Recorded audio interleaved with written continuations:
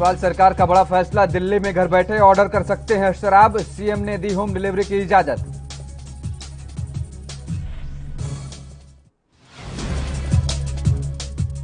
झारखंड के मुख्यमंत्री हेमंत सोरेन ने प्रधानमंत्री मोदी को लिखा पत्र, 18+ लोगों के लिए मुफ्त में वैक्सीन कराएं उपलब्ध।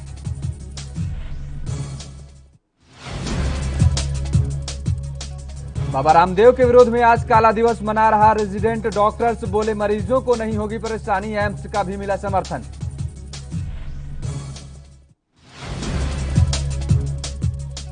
एनसीपी नेता शरद पवार करेंगे बैठक, एमएलए और मंत्रियों के साथ करेंगे बैठक में समन्वय पर चर्चा। आज शाम 5 बजे होगी अहम बैठक।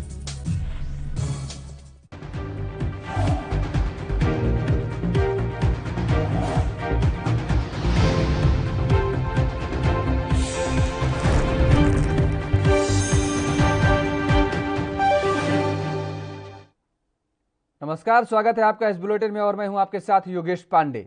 अब दिल्ली में भी शराब की होम डिलीवरी शुरू हो गई है। दिल्ली सरकार ने मोबाइल ऐप या ऑनलाइन वेब पोर्टल के जरिए शराब डिलीवरी करने की इजाजत दे दी है। इससे पहले छत्तीसगढ़ सरकार ने शराब की होम डिलीवरी शुरू की थी और इसके पीछे सरकारों का तर्क है कि इस फैसले से कोरोना काल में शराब की दुकानों पर भीड़ इकट्ठा नहीं होगी। दिल्ली आबकारी नियम 2021 के अनुसार L13 लाइसेंस धारकों को लोगों को घर तक शराब पहुंचाने की अनुमति होगी। अधिसूचना में कहा गया है कि लाइसेंस धारक केवल मोबाइल ऐप या ऑनलाइन वेब पोर्टल के माध्यम से ऑर्डर मिलने पर ही घरों में शराब की डिलीवरी करेगा और किसी भी छात्रावास, कार्यालय और संस्थान को कोई डिलीवरी नहीं की जाएगी।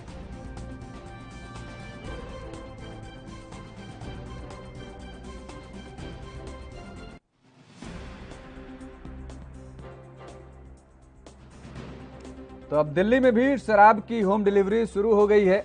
दिल्ली सरकार ने मोबाइल ऐप या ऑनलाइन वेब पोर्टल के जरिए शराब की होम डिलीवरी कराने की इजाजत दे दी है और इससे पहले छत्तीसगढ़ सरकार ने शराब की होम डिलीवरी शुरू की थी और इसके पीछे सरकारों का तर्क है कि इस फैसले से कोरोना काल में शराब की दुकानों पर भारी भीड़ इकट्ठा नहीं होगी।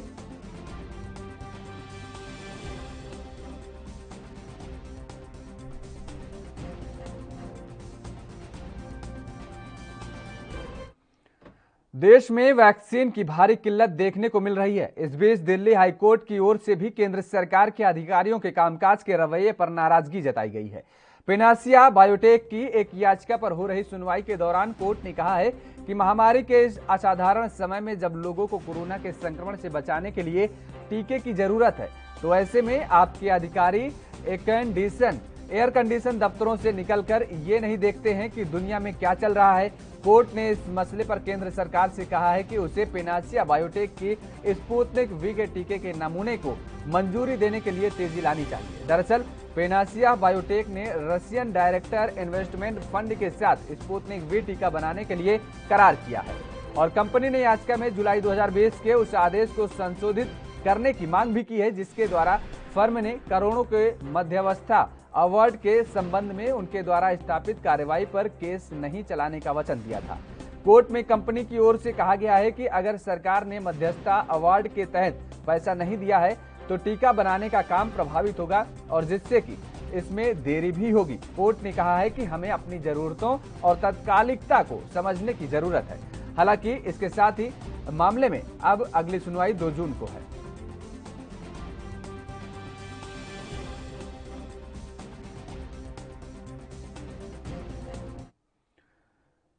उत्तर प्रदेश पंचायत चुनाव में कोरोना के कारण जान गंवाने वाले सरकारी कर्मचारियों पर योगी सरकार ने बड़ा फैसला किया है। यूपी में चुनावी ड्यूटी के 30 दिन के भीतर मरने वालों को सरकार मुआवजा देगी और यूपी सरकार अब कोरोना काल में मरने वाले कर्मचारियों के परिजनों को 30 लाख रुपए देगी।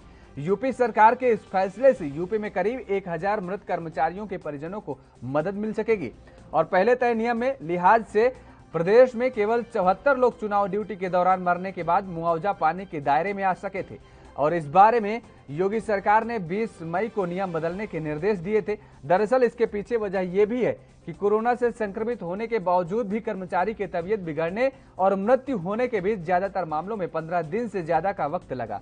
चुनाव ड्यूटी के वक्त भी अगर कर्मचारी का हालत बिगड़ी तब भी उसके घर जाने के कुछ दिनों बाद ही इलाज के दौरान मौतें हुई हैं।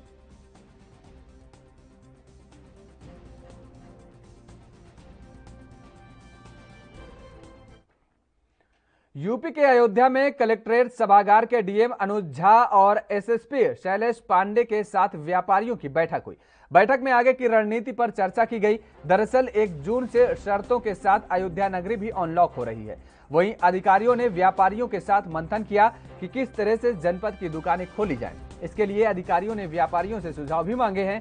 हालांकि डीएम अनुज झा ने संकेत दिए हैं कि रोस्टर के हिसाब से दुकान खोली जाएंगी। कुछ दुकानें हफ्ते में 3 दिन खुलेंगी और कुछ दुकानें हफ्ते में 2 दिन खुलेंगी और कुछ दुकानें शायद ना खोली जाएं।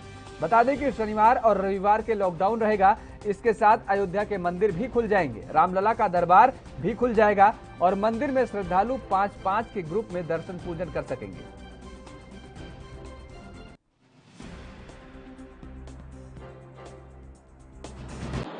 खोलने के संबंध में, उसके संबंध में यहाँ के जितने भी हमारे व्यापार मंडल के प्रतिनिधि हैं और भी जो बॉडीज़ हैं, चाहे सर्राफा है, चाहे मंडी है, इन सब के लोग आए हुए थे, यहाँ पे प्रतिनिधि आए हुए हैं और उनके साथ अभी बातचीत की गई। सभी अफसर भी हमारे इसमें थे, एसएसपी साहब और मैंने सभी से चर्चा करके, और इसमें कोरोना कर्फ्यू में जो कल से इसमें रियायतें दी जानी है और जो मार्केट्स का संचालन कराना है, उसके संबंध में बात हुई है। बेसिकली इसमें ये तय हुआ है कि एक basic RJD supremo Lalu Prasad Yadav ने सोमवार को ट्वीट कर मुख्यमंत्री नीतीश कुमार पर चढ़ावा लेने के आरोप लगाए हैं। उन्होंने नालंदा के हिलसा के चकवाजीपुर उप स्वास्थ्य केंद्र के तस्वीर साझा कर स्वास्थ्य व्यवस्था पर चोट लिखा है और नीतीश ने अपने गृह जिला नालंदा में भी हमारे द्वारा बनाया गया स्वास्थ्य केंद्र बंद करा दिया, लेकिन गुलाबी फाइलों में यह चालू है। ऐसे हजारों स्वास्थ्य केंद्रों की बलि ले ली गई है क्योंकि इनके फाइलों में कार्यरत रहने से प्रसाद रूपी चढ़ावा प्राप्त होता रहता है। उन्होंने यह तस्वीर आरजेडी नालंदा के ट्विटर पेज से साझा की थी और जिसमें उप स्वास्थ्य केंद्र झाड़ियों के बीच जीर्ण शीर्ण व्यवस्था में दिख रहा है।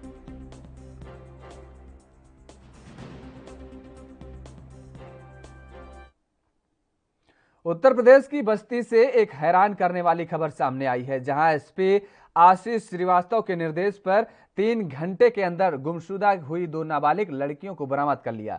दरअसल आकाश कुमार नाम के एक शख्स ने दोनों बेटी बिना बताए कहीं चली गई, जिसके बाद लड़कियों के पिता ने गुमशुदगी दर्ज कराई। वहीं पुलिस ने कार्रवाई करते हुए 3 घंटे के अंदर दोनों बालिकाओं को बरामद कर लिया।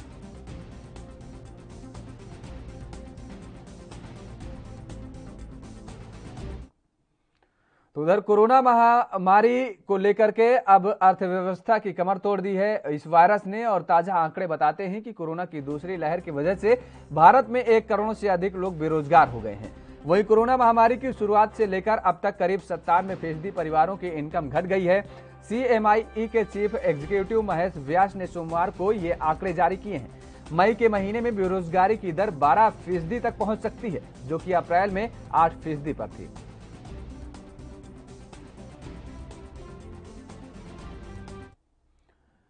यूपी के बिजनौर के थाना कोतवाली दिल्ली पौड़ी हाईवे के मार्ग पर चलती गाड़ी में अचानक भीषण आग लग गई और आग लगने के कारण आसपास अफरा तफरी का माहौल बन गया।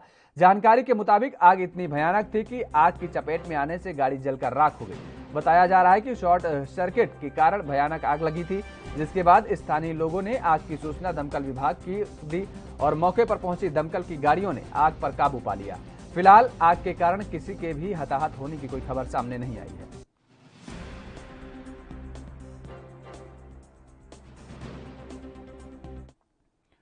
मुंबई के पालघर के वसई मानिडपुर पुलिस ने एक शातिर आरोपी को गिरफ्तार किया है, जो खुद को पुलिस वाला बताकर सीधे साधे लोगों से ठगी किया करता था। पुलिस ने आरोपी के पास महाराष्ट्र पुलिस का आई कार्ड बरामद किया है। गिरफ्तार आरोपी खुद को रतन टाटा और वसई विरार के बाहुबली नेता हितेंद्र ठाकुर का करीबी बताकर लोगों को भरोसा जीतता था।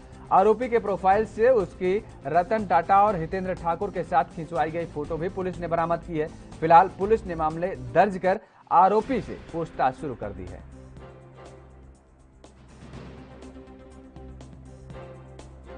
तो ये हमको बताया कि ये म्यूनिसिपैलिटी का कॉन्ट्रैक्टर है, तो उसकी वजह से हमने पैसे इन्वेस्ट किए इसमें कि हम लोग को अच्छा मुनाफा मिलेगा, अच्छा प्रॉफिट, डबल प्रॉफिट मिलेगा जो इन्वेस्ट करेंगे।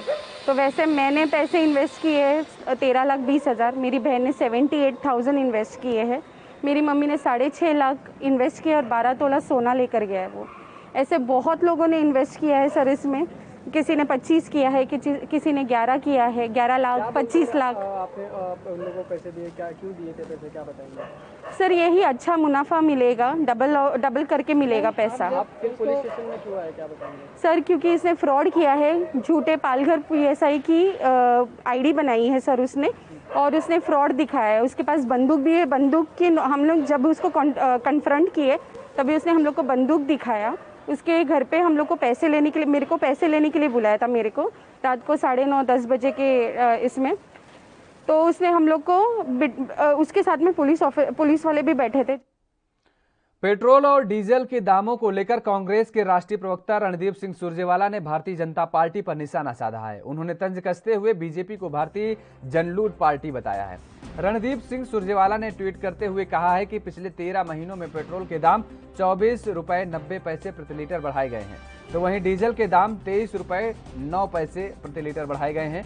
उन्होंने बीजेपी पर तंज कसते हुए पार्टी की जनलूट पार्टी करार दिया है।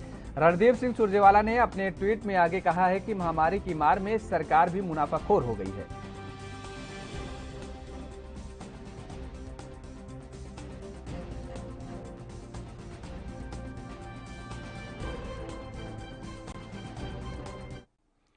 अंतर्राष्ट्रीय स्तर पर कच्चे तेल की कीमतों में और मजबूती आने के कारण सरकारी तेल विपणन कंपनियों ने मंगलवार को ईंधन की कीमतों में बढ़ोतरी की है। लंबे समय के बाद लगातार दूसरे दिन पेट्रोल और डीजल दामों में बढ़ोतरी हुई है और पिछले कुछ हफ्तों से MOC केवल वैकल्पिक दिनों में कीमतों में बढ़ोतरी कर रही थी।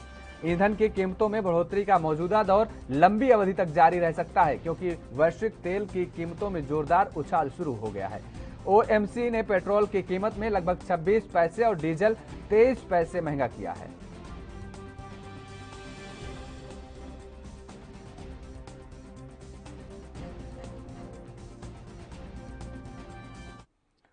उत्तर प्रदेश की मुजफ्फरनगर में ट्रांसफार्मर पर लाइन ठीक कर रहे एक 40 वर्षीय संविदा कर्मी की करंट लगने से मौत हो गई है। बता दें कि यह हादसा उस वक्त हुआ जब बिजली घर से किसी व्यक्ति ने लाइन को चालू कर दिया।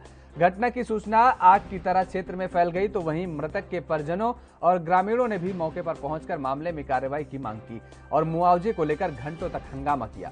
घटना की सूचना पर पहुंचे आलाधिकारियों ने मृतक के परिजनों को 15 लाख से 25,000 का मुआवजा दिलाने की और इस मामले में कानूनी कार्रवाई करने का आश्वासन दिलाया। सर ये सिट डाउन जो है छूटा है, ये कभी भी LT पे भी बिना सिट डाउन के नहीं चढ़े थे, तो ये 11,000 की वे कैसे चढ़ जाएंगे। उसके लिए हम चाहते हैं जो इसमें उस टाइम पे यहाँ पे ड्यूटी पे था उसके लिए मतलब मुकदमा करा जाए और इन्हें इंसाफ मिले। यहाँ पे आज और उसको जो है ये परिवार ने मुआवजे को लेकर मांग रखी थी। कैसे हुई थी सर मौत, पूरा मामला क्या था? करंट से डेथ हुई है उसकी जो है, और इसमें जो है इन लोगों ने मुआवजे को लेकर मांग रखी थी, तो मुआवजे को लेकर परिवार की और प्रशासन की आपसी बात हो गई है और उस पर।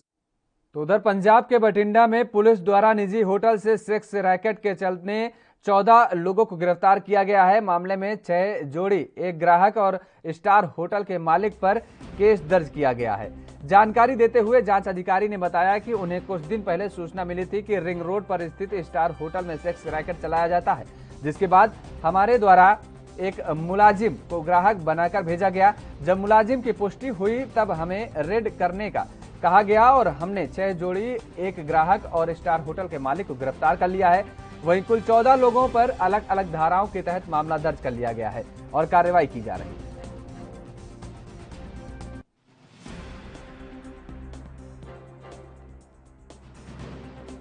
प्रदेश IG साहब, SSP साहब ते SPD साहब बठिंडा ते हुक्म अनुसार अज माना इंस्पैक्टर समेत police party Multania road, ring road जोड़ा चौंक है उत्थे मौजूद सी।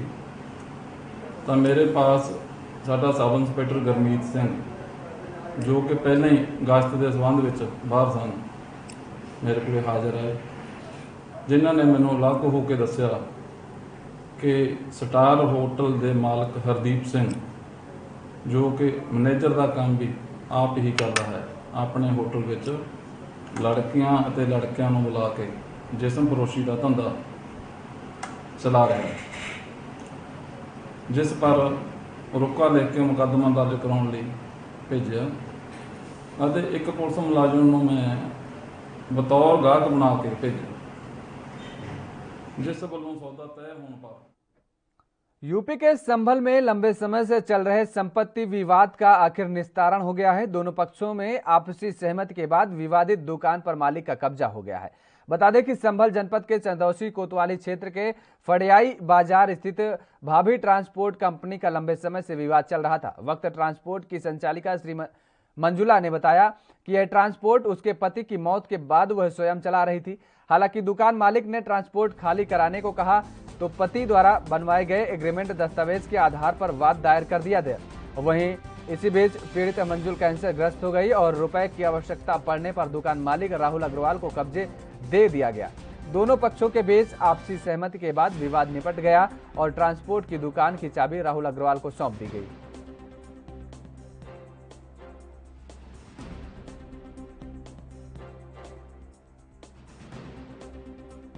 हम यहाँ के किराएदार हैं और मैं स्वेच्छा से अपने बीमारी के कारण, क्योंकि मैं कैंसर से ग्रस्त हूँ, कैंसर से पीड़ित हूँ, अपनी स्वेच्छा से इसको खाली कर रही हूँ, क्योंकि ये खंडर हालत में कभी भी नहीं गिर सकता। इमारत बहुत पुरानी है और मैं इसे अपनी स्वेच्छा से, किसी बिना दबाव के स्वेच्छा से खाली कर रही हूँ। तो ये जो पिछले दिनों जो विवाद चल रहा था, वो विवाद था या नहीं था?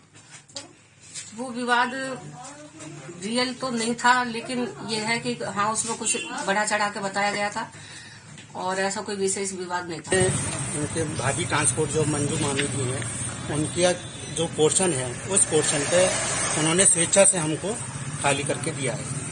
सर काफी दिन से इसमें विवाद चल रहा था और जिस तरह से झूठा था, कोई विवाद तो इसका कोई लॉजिक नहीं था जो हम पे विवाद बनाया गया था।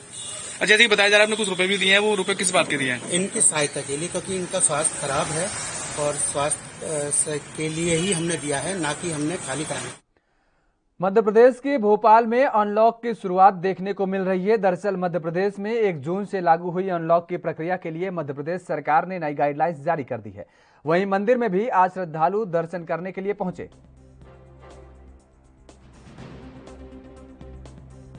तो मंदिर खुलने से श्रद्धालु काफी खुश नजर आए। 1 जून से लागू हुई अनलॉक प्रक्रिया, अब आज से ये अनलॉक की प्रक्रिया शुरू हो गई है। मध्य प्रदेश सरकार ने नई गाइडलाइंस जारी की है, जिसके तहत ये लोगों को राहत मिलती दिख रही है और लोगों के द्वारा मंदिर भी जाना हुआ, लोगों का मंदिर के दरवाजे खुले, जिसके बाद श्रद्धालुओं में काफी खुशी देखने को मिली। और मध्य प्रदेश सरकार ने लगातार जिस तरीके से पिछले दिनों से लॉकडाउन चल रहा था, उसको लेकर के अब ये नई गाइडलाइन जारी की है। बहुत दिनों बाद यहाँ के मंदिर के दर्शन हो पा रहा है और बहुत अच्छा लग रहा है। भगवान से यह विनती है कि सभी को अच्छा रखे और खुश रखे। अभी बाहर से दर्शन करना पड़ रहे हैं कोरोना के चलते ही ये इसी कारण से व्यवस्था बना रखी है कि बाहर से ही सब दर्शन करें। मतलब वैसा रिस्पॉन्स नहीं जैसा होना चाहिए और हम शासन की गाइडलाइन का पूरा पालन कर रहे हैं। वो ग्राहकों को मतलब ज़्यादा यहाँ ना ही भीड़ इकट्ठी कर रहे हैं ना क्या, पर ग्राहक को एक ग्राहक को सामान लेके हम बांध के दूर भेज रहे कि भैया दीजिए पैसे दीजिए दूर जाइए। यहाँ खुद देख सकते हो कि दुकान पे एक भीड़ नहीं है, ना हम ग्राहक को खड़ा कर रहे हैं। एक ग्राहक को लाइन वाइज बुला रहे हैं, आप भैया पैसे सामान लीजिए, पैसे लीजिए, आप दूर जाए खाइए, घर जाए खाइए। खुद मंदिर का दर्शन हो पा रहा है और बहुत अच्छा लग रहा है। भगवान से यह विनती है कि सभी को अच्छा रखे और खुश रखे। अभी बाहर से दर्शन करना पड़ रहे हैं कोरोना के चलते ही ये इसी कारण से व्यवस्था बना रखी है कि बाहर से ही सब दर्शन करें। तो ये की गई है कि सभी को अंदर प्रवेश किसी को अलाउ नहीं किया गया है, क्योंकि जगह छोटी है। बाहर से ही दर्शन कर जाने के लिए कहा जा रहा है और दूरी बनाने के लिए कहा जा रहा है और जहाँ तक यथासंभव हो, जरूरत ना हो तो घर में रहने का संदेश दिया जा रहा है। जी, गाइडलाइन शासन द्वारा यही है कि एक समय में पर हम वो चालू लोगों को बाहर से ही दर्शन कराकर विदा कर रहा है।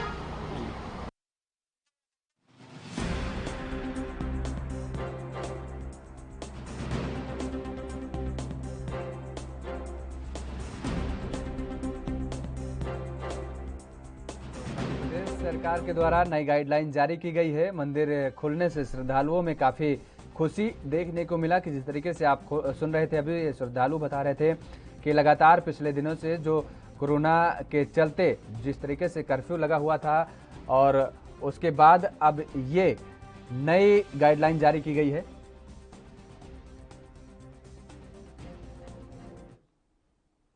यूपी में कोरोना संक्रमण की गहन पड़ताल के लिए 4 जून से सीरो सर्वे शुरू किया जा रहा है। सभी 75 जिलों में होने वाले इस सर्वे के माध्यम से यह पता लगाया जाएगा कि किस जिले के किस क्षेत्र में कोरोना का कितना संक्रमण फैला है और आबादी का कितना हिस्सा संक्रमित हुआ है। यही नहीं, इससे यह भी सामने आएगा कि कितने लोगों में कोरोना से लड़ने के लिए एंटीबॉडी बन चुकी है।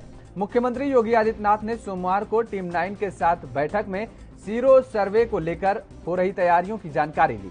अपर मुख्य सचिव स्वास्थ्य अमित मोहन प्रसाद ने बताया कि 4 जून से शुरू हो रहे इस सर्वे को लेकर कार्य योजना तैयार हो चुकी है। सैंपलिंग कर ली गई है और आयु सहित विभिन्न मानकों पर सर्वेक्षण की रिपोर्ट तैयार की जाएगी। जिलेवार सर्वे करने वाले कार्मिकों को प्रशिक्षण दिया जा रहा है और इसके परिणाम जून के अंत तक आने की संभावना है। बता दें कि सीरो सर्वे में कई लोगों के सीरम की जांच होती है और इसके तहत शरीर में कोरोना वायरस से लड़ने की एंटीबॉडी के उपस्थिति का अध्ययन किया जाता है।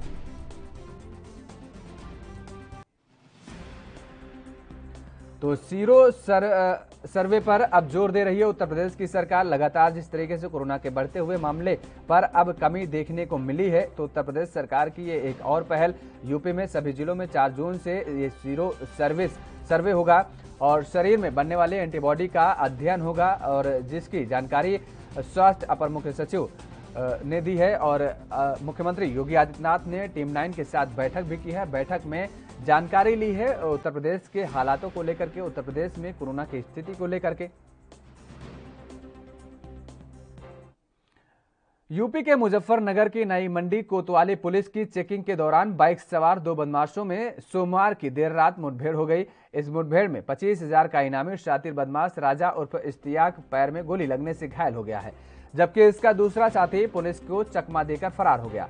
पुलिस ने घायल बदमाश के कब्जे से एक तमंचा व 3 कारतूस और एक मोटरसाइकिल बरामद की है। वहीं नई मंडी थाना इलाके के A to Z रोड का मामला है, जहां लॉकडाउन में एसएसपी अभिषेक यादव के नेतृत्व में सोमवार को चल रहे अभियान में देर रात्रि मंडी पुलिस ने चेकिंग के दौरान बाइक सवार 2 संदिग्ध व्यक्तियों को रोकने का इशारा किया तो संदिग्ध व्यक्तियों ने पुलिस पर फायरिंग कर दी और तभी घेराबंदी के दौरान जवाबी फायरिंग में 25,000 का इनामी बदमाश राजा उर्फ इश्तियाक निवासी संधावली मुजफ्फरनगर को पैर में गोली लगने के बाद गिरफ्तार कर लिया गया, जबकि घायल बदमाश का दूसरा साथी अंधेरे का फायदा उठाकर जंगलों में फरार हो गया। वहीं पुलिस ने घायल इनामी बदमाश राजा के कब्जे से एक चोरी की मोटरसाइकिल व एक देशी तमंचा और 3 कारतूस बरामद किए हैं।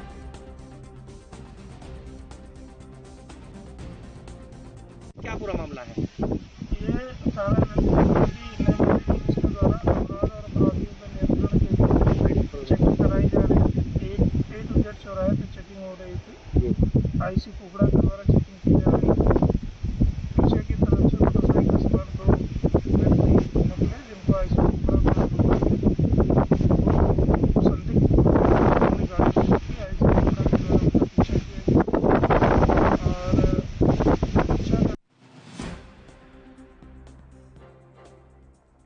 तो पुलिस और बदमाशों के बीच ये मुठभेड़ हुई है। 50,000 का इनामी बदमाश गिरफ्तार किया गया है। आपको बता दें कि जब पुलिस वालों ने इन 2 बदमाशों को रोकने की कोशिश की तो उसके बाद इन बदमाशों ने पुलिस वालों पर फायरिंग कर दी, जिसके बाद जवाबी फायरिंग करनी पड़ी पुलिस के जवानों को। और उस जवाबी फायरिंग में एक बदमाश जिसका नाम राजा बताया जा रहा है, जो कि 25,000 का इनामी भी था, उसके पैर में गोली लगी और उसे पुलिस ने गिरफ्तार कर लिया है। हालांकि दूसरा बदमाश जो था वो फरार हो गया है। दरअसल ये मुठभेड़ अंधेरे के दौरान हुई थी और उस अंधेरे का फायदा उठाते हुए बदमाश दूसरा फरार हो गया है। इस बदमाश के पास से एक मोटरसाइकिल और एक कट्टा बरामद हुआ है। इसके साथ ही जिंदा कारतूस भी बरामद हुए हैं पुलिस के द्वारा।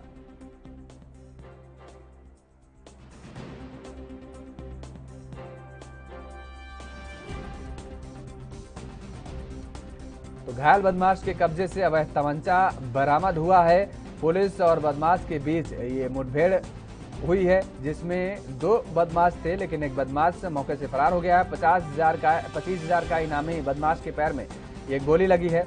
बदमाश पर 2 दर्जन से अधिक मुकदमे दर्ज हैं और पुलिस वालों को ये चकमा दे करके भागने की कोशिश कर रहे थे। हालांकि जब पुलिस वालों ने रोकने का प्रयास किया तो उन पर इन बदमाशों ने फायरिंग की और उस जवाबी फायरिंग में एक बदमाश घायल हो गया और जिसको पुलिस ने अपनी हिरासत में ले लिया है, कस्टडी में ले लिया है। लेकिन दूसरा बदमाश अंधेरे का फायदा उठाकर फरार हो गया है।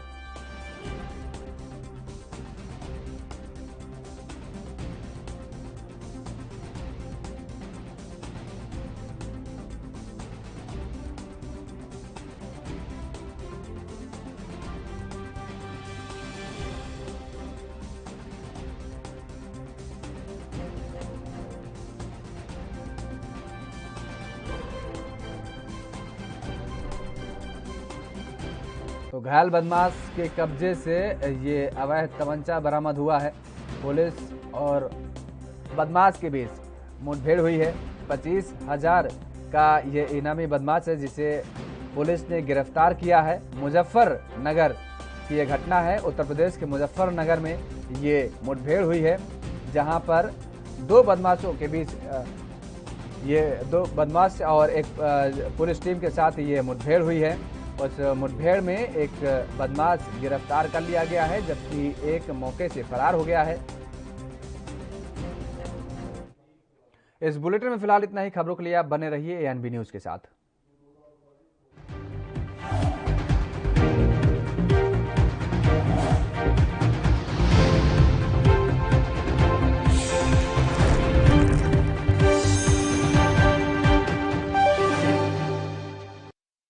कम ब्रेक।